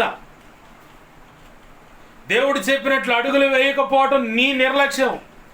దేవుడు నిర్ణయించినటువంటి స్థలంలో, దేవుడు నిర్ణయించినటువంటి ఆ గమ్యంలోకి నువ్వు రాకపోవటం అది నీ బుద్ధిహీనత, నీ తప్పు. అది దేవుడు తప్పు కాదు. దేవుడు ప్రతి సెకను, ప్రతి నిమిషం, ప్రతి గంట, ప్రతిరోజు, ప్రతి వారం, ప్రతి నెల, ప్రతి సంవత్సరం కూడా ఇప్పుడు ఇక్కడ ఉండాలి, ఇప్పుడు ఇక్కడ ఉండాలి, ఇప్పుడు ఇటువంటి పరిపక్వత కలిగి ఉండాలి. ఆయన అంచనా ఒకటి ఉంటుంది.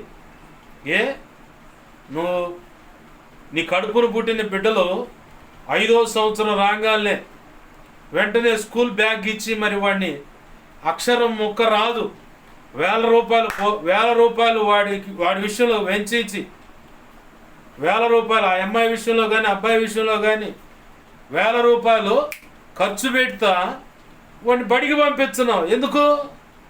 నీ మైండ్లో ఒక ఉద్దేశం ఉంది. నా కుమారుడు లేదా నా కుమార్తె ఈ పొజిషన్లో ఉండాలి, ఈ పొజిషన్లోకి రావాలంటే ఈ చదువు చదివించాలా, ఇటువంటి చదువు చదివించాలా, ఇటువంటి ఆ గోల్కి రీచ్ అవ్వాలంటే ఈ చదువులోకి రావాలి అన్న తలంపు నీకు ఉంటుందా? ఉండదా? పోనీలో వాడు మంచి 420 గాడు నరహంతకుడు అయితే బాగా సంతోషించి ఒక్కడు కూడా మాట వింటలేదని చెప్పి నువ్వు సంతోషిస్తావా? చివరికి తిరిగి వచ్చి వాడు నీకే 420 అవుతుడు. కసా 4 పోట్లు పడటం అయిపోయింది. ఎందుకురా మీ నాన్న చంపాడు, నేను చెప్పిన మాట వింటలేదు. అసలు నువ్వు ఇలా అవటానికి కారణం ఏమంటే మయ్యేనని చెప్పాడు. అట్లాంటి కుమారుడు, అట్లాంటి కుమార్తె ఉంటే బాగుండని చెప్పి సంతోషిస్తావు. నువ్వు సంతోషించావు కదా. నీ బిడ్డల భవిష్యత్తు బాగుండాలని ఆలోచన కలిగి ఉంటావు కదా. మరి దేవుడు కూడా ఒక ఆలోచన కలిగి ఉన్నాడు. అబ్రాహాము జీవితంలో, నీ జీవితంలో కూడా ఒక ఆలోచన కలిగి ఉన్నాడు. ఆలోచనకు నువ్వు తగ్గట్లు కానీ చెప్పినట్లు అడుగులు వేయగలిగితే గొప్ప ఆశీర్వాదాన్ని నువ్వు చూస్తావు. అనుభవించడమే కాదు, నీ భార్య లేదా నీ భర్త, బిడ్డలు ప్రతి తరం అది అనుభవిస్తారు. ఆమేన్, హల్లెలూయా, హల్లెలూయా. అబ్రాహాము ఏం చెప్పాడు ఆయన? ఇప్పుడు 17వ అధ్యాయంలోకి వచ్చాం. ఇక్కడ అంటాడు 15వ అధ్యాయంలో విసిగిపోయి కదిలిపోతుంటే దేవుడు అన్నాడు అక్కడ ప్రారంభ వచనాల్లో ఏమంటాడు? ఇవి జరిగిన తర్వాత యెహోవా వాక్యము అబ్రాహామునకు దర్శనమునందు వచ్చి, అబ్రామా, అక్కడ ఏమంటాడు? భయపడమాక, నేను నీ కేడెమును నీ బహుమానమును అత్యధికమగునని చెప్పాను. నేను నీకు కేడెమును, అంత మాత్రమే కాకుండా నీ బహుమతి అత్యధికమగును అన్నాడు. భయపడమాక అన్నాడు ప్రారంభం మాట. అంటే అబ్రహాములో తెలియని గుబులు, జిగులు, వేదన, భయం అనేది ఆవరించింది. బాగుగా ఎరిగిన దేవుడు ఏ సమయంలో వచ్చి ఆ వ్యక్తితో మాట్లాడాలో ఆ సమయానికి వచ్చి కావలసిన సరైన మాట అందించాడు. వెంటనే అబ్రాహాము బలం నందుకున్నాడు. నీ జీవితంలో కూడా కృంగిపోవాల్సిన పని లేదు. అయ్యో ఆర్థిక ఇబ్బందులు అలమటించిపోతున్నాం, ఈ అప్పులు ఎప్పుడు తీరిపోతాయో ఏమో తెలియదు, ఎక్కడ వేసిన గొంగళి అక్కడే అన్నట్టుంది, అహర్నిశలు శ్రమిస్తూనే ఉన్నాను, తినేదంతా పట్టెడు అన్నము కష్టమైతే ఎక్కువగా ఉంది, కానీ రాబడైతే తక్కువగా ఉంది. ఉన్న పరిస్థితులు చూస్తే ఇటు భార్య బిడ్డలకు పెట్టకపోయినా, లేదంటే భార్య బిడ్డలకు సమకూర్చుకున్నా, వాళ్ళ తిండి పోషణ అన్ని విషయాలు చూసుకున్నా, ఉన్న అప్పులు తీరాలంటే చాలా కష్టంగా ఉంటుంది. మరి నాకున్న ఈ దరిద్రత వదిలిపోయేది ఎప్పుడంటే నువ్వు దేవుని సన్నిధిలో ఉండి, అంటే అచ్చంగా దేవుని సన్నిధిలో పడి దేవా దేవా దేవాని మొరపెట్టడం కాదు, నువ్వు ఎక్కడున్న దేవుని సన్నిధిని అనుభవించటం. హల్లెలూయా. ఎక్కడున్న దేవుని సన్నిధిని అనుభవించటం. అలాగనే నీవు దేవుడు చెప్పినటువంటి నియమాల ప్రకారం బ్రతకగలిగితే, ఎలా? దేవుడు చెప్పినటువంటి నియమాల ప్రకారం నువ్వు బ్రతకగలిగితే ఖచ్చితంగా నువ్వు అన్ని విధాలా దీవించబడతావు. దేవునికి మహిమ కలుగును గాక. హల్లెలూయా. ఈ అబ్రాహామే మనకు ఒక మాదిరి. లోతు పట్టబడ్డాడని చెప్పని, దోచుకొని పడ్డాడని చెప్పని అబ్రాహాముకు తెలిస్తే ఏం చేశాడు అంటే, అబ్రహాము తెలిస్తే ఏం చేశాడు? తన దగ్గర ఉన్న పని వాళ్ళందరినీ పోగేసుకొని పోయి యుద్ధం చేసేవాళ్ళే, పోగేసుకొని పోయి వాళ్ళ మీద యుద్ధం చేసి వాళ్ళ సొత్తు మొత్తం దోచుకొని వచ్చి, మేము అనుకుంటానే ఉన్నారా తిరిగి తిరిగి తిరిగి తిరిగి ఎడకి వచ్చమని చెప్పని అనుకుంటున్నారా? మీకు దీవెన కలగాలంటేనే ఆ మాట దేవుడు అందిస్తున్నాడు కాబట్టి ఆడికి వస్తున్నా. స్వతహాగా నా మనసులో పొరపాటును కూడా నువ్వు కానుకదా, కృతజ్ఞత కానుక, స్వేచ్ఛార్పణ, హృదయపూర్వకమైన కానుక, ప్రత్యేకంగా మందిరంకి, మీటింగ్స్కి, పరిచయకి ఈ కానుకలు, లేదా మీ ఆహారంలో 10% ధనంలో 10% ఇట్లా చెప్పే అవరాలు మన దగ్గర లేవు. నువ్వు తెచ్చి ఇస్తే నువ్వు దీవించబడతావు, ఈ లేదనుకో నువ్వు అంతే. ఇక నెక్స్ట్ నీకు దాన్ని నువ్వు స్వతంత్రించుకోవాలి. నువ్వు తెచ్చిచ్చావా అది దేవుని సేవలో వాడబడుతుంది. కాబట్టి మలాకి గ్రంథం 3:9-10 వచనాల భాగంలో చెప్పబడ్డ మాటలు అక్షరాలు నీ జీవితంలో నెరవేర్చబడతాయి.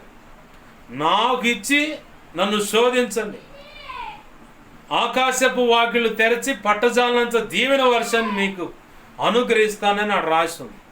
ఆహారంలోను ధనంలోను 10% దేనికి? ఆహారం ఉండునట్లుగా. ఎవరి కోసం ఆహారం? ఆకలి దప్పులు చలమటిస్తా ఈరోజు కూడా గడవనటువంటి కొన్ని బ్రతుకులు ఉంటాయి. ఆ బ్రతుకులు తెప్పరిల్లాలంటే, వాళ్ళకి కావలసిన ఊతం అందాలంటే నువ్వు తెచ్చిస్తేనే. హల్లెలూయా. ఎవరు తెచ్చిస్తే? నువ్వే తెచ్చియాలా. నువ్వు తెచ్చి ఆడిస్తేనే. నువ్వు తెచ్చియకుండా నువ్వు నీ దాన్ని నువ్వు పోచావు అనుకో, మరి వాళ్ళ పోషణ విషయంలో దేవుడు లెక్క అడుగుతాడు. సమాధానం చెప్పగలవా? అయ్యా నాకు అప్పులు ఉన్నాయి, అయ్యా నాకు అది ఆ సమస్య ఈ సమస్య అంటే నాకు తెలియని సమస్య కాదుగా. లేదు, నీకు నువ్వేమన్నా కష్టపడి తీర్చుకోగలవా? అలా తీర్చుకోగలనుకున్నట్టయితే నా సన్నిధిలో మోకరించి ఆ సమస్య గురించి అడగమాకంటాడు. అలా మన పరిస్థితి కొనసాగుద్దా? పొరపాటును కూడా అది కొనసాగదు. ఎందుకంటే మనకున్న ఇరుకు, ఇబ్బంది, సమస్య మొత్తం దేశపై ఆయన భుజాల మీద పెడతాం. నువ్వే మాకు దిక్కు, నువ్వే మమ్మల్ని ఆదుకొని. మరి నీకు దేవుడు గుప్పెళ్ళ బలపరిచి నీ రెక్కల కష్టార్జితాన్ని ఆశీర్వదించి ఉద్యోగంలో ఎక్కడ నాగా లేకుండా ఆరోగ్యవంతురాలుగా వెళ్ళి వస్తూ ఆ రూపాయి తెచ్చుకొని నువ్వు జాగ్రత్త చేసుకుంటున్నావు కదా, ఇది ఎవరు పెట్టిన భిక్ష? ఆలోచించి 4 అయినాయి అనుకో, ఏంటి 4 వాంచులు 4 విరోచనాలు అయినాయి అనుకో, ఏడంటావు? ముందు మంచంలో ఉంటావు మూలుగుతా, ఆ తర్వాత ఆర్ఎంపీనో పిఎంపీనో పిలిపించు. ఆడ కూడా వల్ల కాకపోతే పెద్ద ఆసుపత్రి. మరి ఇప్పుడు దాకా ఈ దేవుడికి ఇవ్వాల్సిన ఇవ్వకుండా ఉంటే ఇట్నే ఖర్చు అవుతుంది. ఇప్పుడు ఇసప్పాలను మనకు సహకరించి ఆ చల్లి అని చెప్పొచ్చి వాళ్ళ అమ్మాయి ఇచ్చిందంట సాక్ష్యం. అమ్మా, నువ్వు వచ్చే సంపాదనలో వారం మొత్తం మీద 4,000 వచ్చాయేమో, 4,500 వచ్చాయేమో, దానిలో నుంచి నువ్వు తీసే 10% 400. ఆ 400 కూడా నువ్వు నీ సొంత ఖర్చు పెట్టుకుంటుంటే నాకు 2,000 అవుతుంది రోగాలకి. వాళ్ళ అమ్మాయి ఇచ్చిన సాక్ష్యం అది. 2,000 అవుతున్నాయి. నీకు దండం పెడతా. నువ్వు దేనికి ఖర్చు పెట్టమాక, ఆ దశమ భాగం తీసి దైవజనుడికి అప్పచెప్పాయి. లేకపోయినా పర్లేదు, దశమ భాగం మాత్రం ఖచ్చితంగా దైవజనుడికి అప్పచెప్పేసి, అప్పుడు మేము ఫ్రీగా ఎటువంటి అనారోగ్య సమస్య లేకుండా మేము ఇలా ఉంటున్నాం అని చెప్పని ఆ అమ్మాయి సాక్ష్యం ఇచ్చిందని, ఆ తల్లి నాకు సాక్ష్యం ఇచ్చి మరి ఏది ఆ దశమ భాగం ఇవ్వటం అనేది నువ్వు విన్నావా? ఆ తల్లి చెప్పిన సాక్ష్యం. ఎలా ఆమెలో మార్పు వచ్చిందంటే అక్కడికి వెళ్ళాడు దేవుడు. చాలాసార్లు జరిగిందంట. దశమ భాగం ఎప్పుడైతే ఏమో ఇవ్వకుండా తన ఈ వారంలో లేదు, ఇది అవసరం అని చెప్పి ఖర్చు పెట్టిందో వెంటనే అక్కడ ఖర్చు మొదలవుతుంది. ఇది అన్నం పెడతా దశమ భాగం ఇది పక్కన పెట్టి మిగతా వాడు అసలు పొరపాటున ఎంత కట్టలాడుతున్నా సరే దాన్ని కదిలి మాకు దైవజనుడికి అప్పచెప్పేసి, ప్రభు యొక్క మహా ఉచిత కృపను బట్టి ఆ తీర్మానాన్ని బట్టి వాళ్ళ జీవితాలు ఆశీర్వదింపబడ్డాయి. ఇప్పుడు మనం చూస్తున్నాగా వైజాగ్ ఒకళ్ళు, హైదరాబాద్ ఒకళ్ళు ఉద్యోగాలు చేసుకున్నారు. మరో పక్క ఇంకా ఉన్నతమైన చదువు చదవటానికి చదువుతున్నారు. ఇంకో స్పెషల్ అట్రాక్షన్ ఏంటంటే దేవుడే వాళ్ళకు సెక్యూరిటీ అయ్యి ఏ కీడు కూడా, ఆడపిల్లలు కదా ఒంటరిగా ఉంటున్నారు, ఎవడైనా దాడి చేయొచ్చు, అలాంటి కీడు కూడా సంభవించకుండా దేవుని శ్రేష్టమైన కాపుదల వాళ్ళకు కలిగింది. ఆమేన్, హల్లెలూయా. ఎలా? తల్లి వినయ భయభక్తులు కలిగి ఉండటం ఒక కోణం అయితే, దేవుడు ఎదుట నేను ఎటువంటి మచ్చ దోషం అనేది లేకుండా ఉండాలని ఆ దశమ భాగం విషయంలో కూడా ఆమె కరెక్ట్గా ఉంది. కాబట్టి అబ్రహాం అదే పని చేశాడు. దోచుకొని వచ్చిన దాంట్లో ఆయనట దశమ భాగం ఇచ్చాడంట. మెల్కీసెదెకు కానీ ఆయన ఎదురు రాగానే ఆయనకి దోచుకొని వచ్చిన దాంట్లో దశమ భాగం ఇచ్చాడు. ఆ పక్కనున్న రాజులు కూడా సంపాదిస్తాయి, నీ గాసిని తీసుకొని నాకు వద్దు నీ సొమ్మాన్ని. యథార్థత, పొరుగువాడిని ఆశించకుండా, పొరుగువాడిని ఎటువంటి ఇబ్బందులు కలుగు చేయకుండా, అతని ఇబ్బందుల్లో ఉంటే వెళ్ళి పోరాడి అతని సొత్తు కూడా తెచ్చి వాళ్ళకి అప్పచెప్పి, దోచుకున్న దాంట్లో వీళ్ళకి రావాల్సింది ఏదో తెచ్చుకొని దాంట్లో నుంచి కూడా దశమ భాగం ఇవ్వటం. దాన్ని బట్టి ఆయన ఆశీర్వదింపబడ్డాడు. నువ్వు నేనైనా ఆశీర్వదింపబడాలంటే ఈ కోణం కూడా ఆశీర్వాదానికి ఒక మెట్టు. ఆమేన్, హల్లెలూయా. అన్నిటికంటే మూలమైన పునాది ఏంటంటే ఆయన చెప్పిన మాటకు సరెండర్ అవటం. ఆయన చెప్పినట్లుగా ఆయన నీతో ఒక నిబంధన చేస్తున్నాడు ఈరోజు. ఆ నిబంధన చేసేదానికి మధ్యలో నువ్వు కదిలిపోతున్నావే ఎక్కడన్నా, సరి చేసుకో. ప్రభు అంటున్నాడు, భయపడమాక, నేను నీకు కేడెం ఎందుకు వాడతారంటే ఉపద్రవం మీద పడుతుంది అనుకో, లేదంటే అగ్ని వంటి బాణాల మీద పడుతుంది అనుకో, దాన్ని అటు సపోర్ట్ పెట్టుకుంటాం. డాలు కేడమ ఇట్లా సపోర్ట్ పెట్టుకుని నీకు ఏ హాని కలగకుండా నేనున్నాను అంటున్నాడు. నీ బహుమానం అత్యధికమగును అంటున్నాడు. అంటే ఇప్పటి వరకు ఉన్న బహుమతి కంటే అత్యధికమైన బహుమతి నేను ఇస్తున్నాను అంటున్నాడు. ఈరోజు నీతో కూడా అదే మాట మాట్లాడుతుంది. అంతమటికి అయిపోయిందా? 17వ అధ్యాయం మొదటి వచ్చిన కాడికి రాగానే ప్రభు అంటున్నాడు, నా సన్నిధిలో నిందారాహితుడు అయినాడు. హెస్కేల్ 2వ అధ్యాయంలో కూడా దేవుడు మాట్లాడతాడు 1-2 వచనాల్లో, నరపుత్రుడా చక్కగా నిలబడని. చక్కగా నిలబడు అంటే ఏదో ఒక లోపం ఉంది, సరిగా నిలకడగా ఉండలేని పరిస్థితి ఏమో, ఎక్కడో కదిలిపోతున్నావేమో. ఆనాడు అబ్రహాం కూడా 15వ అధ్యాయంలో దేవుడు మాట్లాడినా బలపడ్డాడు, నడుస్తూ ఉన్నాడు. 15వ అధ్యాయంలో మాట్లాడిన దాన్ని బట్టి 16-17కు వచ్చేసరికి మళ్ళీ ఏదో లోపం కనపడుతుంది. దేవుడు అంటున్నాడు, అబ్రహామా నా సన్నిధిలో నిందారహితుడు అన్నాడు, జాగ్రత్తగా ఉండు అన్నాడు. ఆ తర్వాత 2వ వచనంలోకి వచ్చేసరికి బలహీనతలు ఉన్నా కానీ ప్రభు విడిచిపెట్టకుండా, బుద్ధిహీనతలు ఉన్నా కానీ ప్రభు కోపగించుకోకుండా, అది దేవుడు చెప్పినట్లుగా నిలబడలేనటువంటి బలహీనుడై ఉన్నా కానీ దేవుడు కోపగించుకోకుండా ఇన్ని మాటలు చెప్పాను కదా, చెప్పింది అర్థం కాదా అని చెప్పి మనం కోపడతాం. మన బిడ్డల మీదో, లేదంటే భర్త మీదో, లేదంటే భార్య మీదో ఖచ్చితంగా కోపడతాం. కానీ ప్రభు ఇక్కడ కోపడతలేదు. అబ్రహాం విషయంలో బలహీనత ఉంది. ఏంటి ఆ బలహీనత అంటే, నా సన్నిధిలో నిందారహితుడివై నడువు అన్నాడు. నిందారహితుడివై నడువు అన్నాడు. ఎలా వచ్చిందా ఈయన బ్రతుకులోకి నింద అంటే? ఈయన బ్రతుకులోకి నింద అనేది ఎలా వచ్చిందంటే, అబ్రహాము యొక్క భార్యను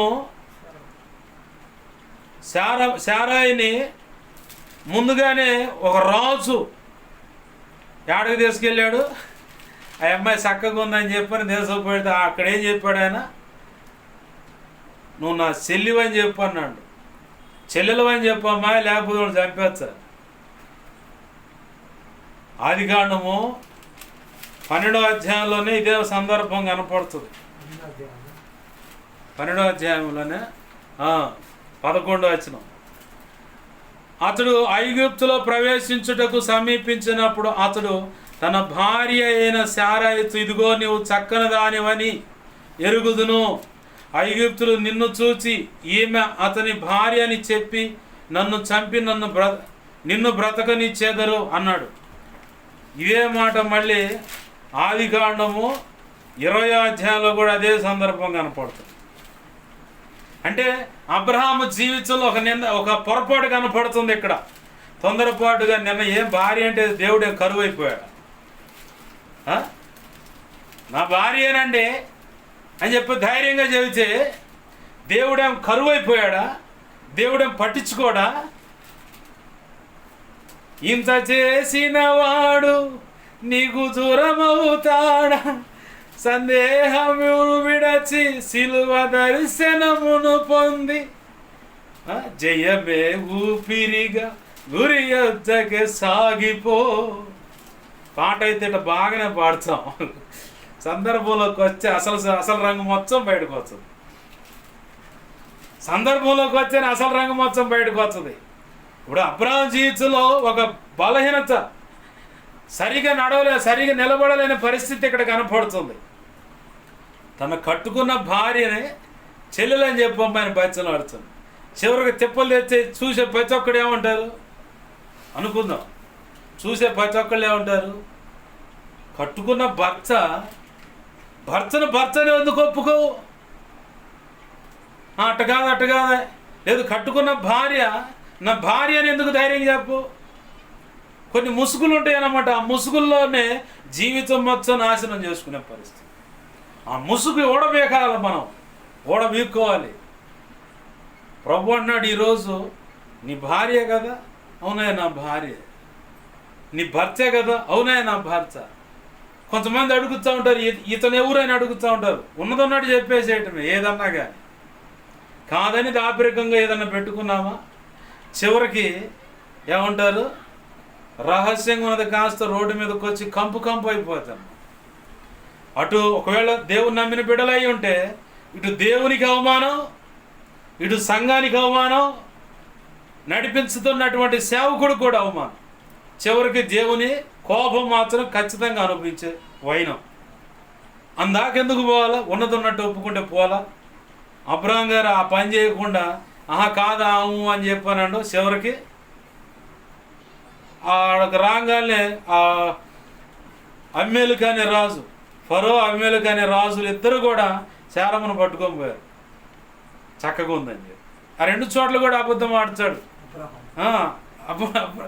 అబ్రహాం ఉన్నప్పుడు అబద్ధం ఆడుతాడు, ఆశీర్వదింపబడ్డ తర్వాత కూడా అబద్ధం ఆడుతాడు. ఇప్పుడు ఈ 17వ అధ్యాయం తర్వాత కింద వచనాలు చూస్తే ఆశీర్వదింపబడ్డాడు. అబ్రహాము అని పిలువబడుతుంది. ఇక్కడ శారాయి కాస్త శారా అని పిలువబడుతుంది. ఆశీర్వదింపబడ్డారు. ఆశీర్వదింపబడ్డ తర్వాత కూడా 20వ అధ్యాయం కాడికి వచ్చేసరికి మళ్ళీ అదే అబద్ధం ఆడుతుంది.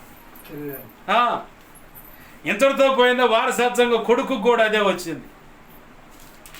కొడుకు ఇస్సాకు కూడా అదే మాట్లాడాడు. మళ్ళీ ఇస్సాకు కూడా అదే మాట్లాడాడు. రెబ్కాను చూసి నా చెల్లెలు అని చెప్పాను, ఎందుకంటే ఆమె అందగచ్చు అని చెప్పాను. ఏదో కీడు జరుగుతుంది. మనము చేసే పని ఏదైనా సరే యథార్థంగా ఉంటే అదే జీలు నీ బిడ్డల్లోకి వస్తుంది. తప్పటడుగులు తేడా బ్రతుకైతే అదే జీలు నీ బిడ్డల్లోకి వస్తుంది. ఆ తర్వాత నెత్తి నోరు బాదుకుని వామో వాయో అన్నా కానీ వాళ్ళ బ్రతుకులు బాగుపడటం కష్టం. చాలా తీవ్రమైన నష్టాన్ని ఎదుర్కోవాల్సి వస్తుంది. అవమానాన్ని ఎదుర్కోవాల్సి వస్తుంది. కట్ చేస్తే ఒకవేళ వ్యక్తులు కూడా కోల్పోవాల్సి వస్తుంది.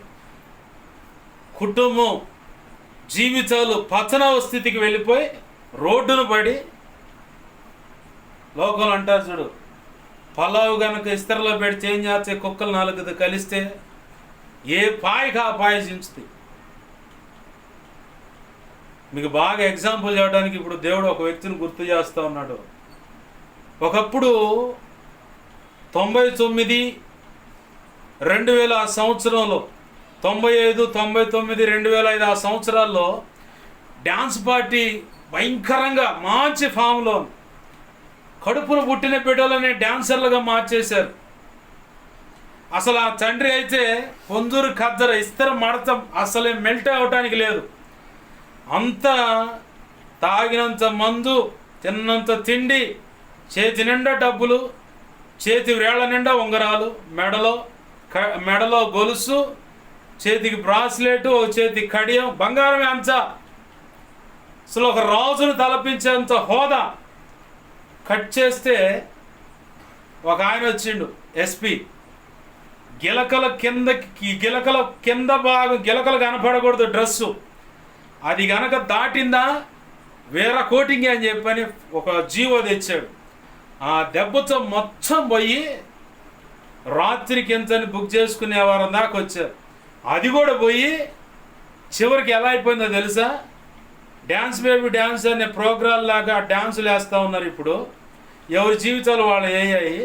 ఒకప్పుడు ఉంగరాలు పెట్టి పొందూరు కద్దరేసి అని చెప్పి సిగరెట్ పీకుతా, ఈ ఏళ్ళకు ఉంగరాలు, మెడకు దండ, బ్రాస్లెట్, కడియం అనుకున్నటువంటి ఆ జీవితం ఈరోజు ఇప్పుడు ఎంత అయింది?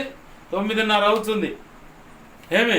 10:30 తర్వాత నేను చూపిస్తా ఆ వ్యక్తిని. ఇప్పుడు ఈ టౌన్లో ఒక లాగుడు రిక్షా బండి పెట్టుకొని, దానికి వెనకమాల 2 కట్టెలు అడ్డంగా కట్టుకొని, గోనె సంచి పెట్టుకొని, ఏ కొట్టు ముందు అట్ట మొక్కలు దొరుకుతాయా, ఏ కొట్టు ముందు ప్లాస్టిక్ డబ్బాలు దొరుకుతాయా, ఏ కొట్టు ముందు జలంసిరికి సంబంధించిన పెప్సీ ఉంటాయి కదా, కోకో, అవి దొరుకుతాయా, అవన్నీ ఏరుకొని ఒక చాడకు తెచ్చుకొని ఆ పాత ఇనుము సామాన్ కొట్లో వేసి వచ్చిన రూపాయితో ఇలా పొట్ట నింపుకుంటున్నారు. ఏమిచ్చారు, ఎక్కడికి వచ్చారు, ఇప్పుడు వాళ్ళ పిల్లల పరిస్థితి ఏంది? నడవలసిన మార్గం, సరైన మార్గం నువ్వు కరెక్ట్గా లేకపోతే అది ఖచ్చితంగా నీ బిడ్డలకు శాపంగా తగులుతుంది తప్ప వరంగానో ఆశీర్వాదంగానో ఉండదు. ఇవాళ వ్యభిచారంలో నేను కొనసాగుతున్నాను, అక్రమ సంబంధంలో కొనసాగుతున్నాను, వచ్చిన రాబడిని బట్టి కడుపు నింపుకుంటున్నాం అనుకుంటే రేపటి దినాన ఆ తల్లికో లేదంటే ఆ ఇంట్లో ఉన్న ఒక వ్యక్తి వ్యభిచారంలో ఉంటే ఆ వయసు, ఆ అందం, ఆ కండలు, ఆ బిగుత్సం మొత్తం కరిగిపోయిన తర్వాత నెక్స్ట్ ఎవరు కనపడతారు? కడుపును పుట్టిన కూతురే కనపడుతుంది. కూతురు కూడా లేకపోతే కోడలు కనపడుతుంది. లాలూచి మాట్లాడుకుంటే కోడలు పోయి పొనుకోవాలి వాడి దగ్గర. డైరెక్ట్ మాట్లాడకుండా మాట. కూతురు పొనుకోవాలా, వాడు అడుగుతానే ఉంటాడు. ఓ పక్క మోహపు చూపుతో చూస్తానే ఉంటాడు వాడు. గ్రహించావా? తప్పించుకొని పారిపోవాలా. పారిపోతే ధన్యుడు నువ్వు, లేదంటే నువ్వు కూడా వాడికి బానిసగా మారిపోతావు. జీవితం అంతా నాశనం అయిపోయి, ఇందా చెప్పానే, కుక్కలు చింపిన ఇస్తారా, లేదంటే ఆ వ్యక్తి జీవితం అయినట్టుగా. నేను అతను విమర్శించట్లా. ఒకప్పుడు ఎంత హోదా అంటే 2007 సంవత్సరం ఈ పట్టణంలోకి వచ్చినప్పుడు కూడా ఖద్దరు షర్ట్ వేసి, ఏం గురుగారు ఏందంట, అసలు అక్కడ నేను నిలబడ్డప్పుడు మిగతా బార్ షాప్ కాడికి వచ్చి పొద్దున్నే మోత తీసేవాడు. ఆ మోత తీయటం ఇక చివరికి ఎందాకు అంటే ఒక నలుగురిని కమ్ముకొని వాళ్ళంతా తాగి తందనాలాడే పరిస్థితి.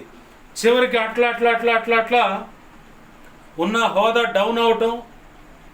నంబర్ 1 తాగిపోతే అనమాట.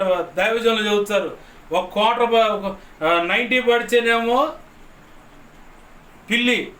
పిల్లేనా ఏది, ఇక ఫుల్ అయితేనేమో ఆఫ్ అయితేనేమో పులి. 90 పడంగానే పిల్లి దొంగసాటు తాగుతుడంట. ఏంది ఒక హాఫ్ క్వార్టర్ అంటే 2 క్వార్టర్లు సుమారు హాఫ్ అంటారు, దాన్ని దాగితేనే వాడు పులి ఎవడో చూసుకుందా అని చెప్పని. హాఫ్ దాటిందంటే పంది బురదలో పెట్టిన మూతి బుర్రు బుర్రు అని చెప్పని, పంది కనుక బురదలో బొర్రెలాడినట్టు వాడు ఏడబడుచుడో ఏ గాయం అవుతుందో ఏం విరిగిపోతాయి ఏమి ఎరగడం, తెల్లారితే నొప్పులు కనపడతాయి అన్నమాట. ఆ గాయాలు అద్దం ముందుకు పోతే కనపడుతూ ఉంటాయి. ఈ లోపల భార్య గొప్ప గొప్ప గొప్పని ముఖం మీద కొడుతూ ఉంటుంది. ఆ తల్లి మంచిగా ఉంటే పోతే పోయినా నాకెందుకు అనుకున్నట్టు ఈ తల్లి పనులు ఈ పని చేసుకుంటాం. ఎందుకు ఈ మాటలు ప్రభు సెలవిస్తూ ఉన్నాడంటే, నీతో చెప్పినటువంటి ఆ మాట ప్రకారము నువ్వు ఇప్పుడు ఇక్కడ అబద్ధం ఆడుతున్నావు, ఇక్కడ ఈ మోసపూరితమైన బ్రతుకు నువ్వు చూపిస్తుంటే నీ బిడ్డ నీకు చూపిస్తుంది. అక్షరాల పిక్చర్ ఖచ్చితంగా చూపిస్తుంది. లేఖన పెద్దలు చెప్పిన సామెత ఉంది లోకంలో, తాతకు పెట్టిన చెంబు తలాపనే ఉంటుందంట. తలాపన అంటే తలగడి కింద దిండు పెడతాం కదా, దాన్నే తలాపన అంటారు. ఆ తలగడి దగ్గర దిండుకాడే ఉంటుంది. మర్యాదగా నీ తల్లిని ప్రేమగా చూసుకుంటే నిన్ను నీ బిడ్డలు ప్రేమగా చూస్తారు. లేదని చెప్పని నువ్వు ఒక పిక్చర్ చూపించావు అనుకో, ఖచ్చితంగా ఆ టార్చరు దండుపాళ్ళు సినిమా టార్చర్ అన్నట్టుగా టార్చర్ ఖచ్చితంగా ఉంటుంది. నువ్వు ఏమి ఇచ్చుతావో అదే పంట కోస్తావు. ప్రేమను ఇచ్చావో ప్రేమనే పంటనే కోస్తావు. కాదని నీకు నచ్చినట్టుగా బ్రతికావా, నీ ముందు ఒక రకంగా ఉంటారు, నువ్వు దాటిపోయిన తర్వాత ఇంకో రకంగా ఉంటారు. నువ్వు ఇంటైనా బయటైనా నీ బిడ్డల ముందైనా మీ బిడ్డలు లేకపోయినా తల్లి ఉన్న తండ్రి ఉన్న ఎట్లయితే యథార్థంగా ఉంటావు అలాగనే ఉంటే నీ జీవితం కూడా అలానే ఉంటుంది, ఆశీర్వాదకరంగానే ఉంటుంది. లేదు మోసకరంగా ఉన్నా అంటే మోసకరంగానే ఉంటుంది. నువ్వు నీ ఇంట్లో వాళ్ళకి ఒక మాట చెప్పి బయట ఇంకో మాటగా ఉంటే రేపొద్దున నీ కడుపును పుట్టే వాళ్ళు కూడా అదే పిక్చర్ చూపిస్తారు నీకు. బాగా గుర్తుపెట్టుకోవాలి, అదే పిక్చర్ కనపడుతుంది. అట్లాంటి ఏం కనపడవు భాషగా మేమంతా తెలియగలంటే నీ తెలివితేటలన్నీ రోడ్డు మీదకి వచ్చే రోజు ఒక రోజు వస్తుంది. అప్పుడు మొత్తం ఎర్రిపప్పు అని చెప్పని వాళ్ళు అంటారుగా సినిమాలో కానీ మనల్ని ఎర్రిపప్పులు చేశారని, అట్ట అయిపోద్ది అన్నమాట. నువ్వు పునాది వేసుకుంటున్నావు అంతే, ఇంకా వేరే వాడు ఏం పునాది వేయడు.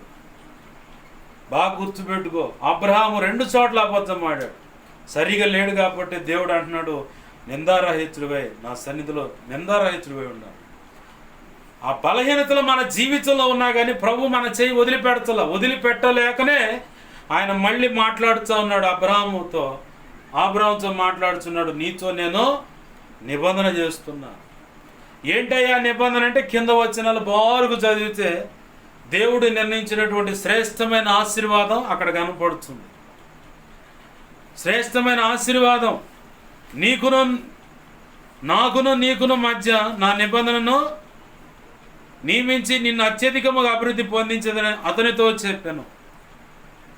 ఇక ఆ మాటలు చెప్పిన తర్వాత కిందకు వచ్చేసరిగా ప్రభు అంటాడు, ఆశీర్వదిస్తా ఉన్నాడు అబ్రాహామును కాస్త అబ్రహాముగా. ఈ సంవత్సరం లేదంటే ఈ నెల నీకు ఆశీర్వాదపు సంబంధమైనటువంటి శ్రేష్టమైన వాగ్దానం పొందుకో. దేవుడు నిర్ణయించినటువంటి ఆశీర్వాదం పొందుకోవడానికి నిర్ణయమైనటువంటి సమయం కావచ్చు కదా, ఆ సమయమే ఇది. ఈ నెలలోనే ఆశీర్వాదాన్ని పొందుకుంటావు. అయితే నువ్వు నిలకడగా నిలబడు చాలు, దేవుడు ఖచ్చితంగా ఆశీర్వదిస్తాడు. దేవుడు నీతో చెబుతున్న మాట, నీకును మధ్య నిబంధనను నియమిస్తున్నాను, నిన్ను అత్యధికముగా అభివృద్ధి పొందించేతాను. నువ్వు ఊహించవు అన్నమాట, అంత గొప్ప ఆశీర్వాదం. అబ్రహాం ఊహించాడా? దేవుడు ఏదో చెబుతున్నాడులే పోదా అని చెప్పని బయలుదేరాడు. చివరికి అసలు అబ్రహాం ఊహించినటువంటి గొప్ప ఆశీర్వాదాన్ని అబ్రహాంకి ఇచ్చాడు దేవుడు. ఈరోజు నీతో కూడా దేవుడు మాట్లాడుతున్న మాట, నీవు ఊహించలేనటువంటి ఇప్పటి వరకు దేవుడు నీతో చెప్పిన వాగ్దానాల కంటే ఇంకా గొప్ప ఊహించలేనటువంటి ఆశీర్వాదం అనేది దేవుడు నీకు నిర్ణయించాడు. ఆశీర్వాదానికి తగ్గట్లుగా నీతో ఈరోజు నిబంధన చేస్తున్నాడు. ఆ నిబంధనకు మనం కట్టుబడి ఉందాం, ఖచ్చితంగా ప్రభు యొక్క కృప పొందుకుంటాం. ఏమన్నా లోపాలుంటే లేఖన కాంచెలో ప్రభు ప్రకటించిన మాట ప్రకారం పొరపాట్లు ఏమనుంటే దిద్దుకుందాం, సరి చేసుకోవాల్సి ఉంటే సరి చేసుకుందాం. ఖచ్చితంగా ప్రభు కృప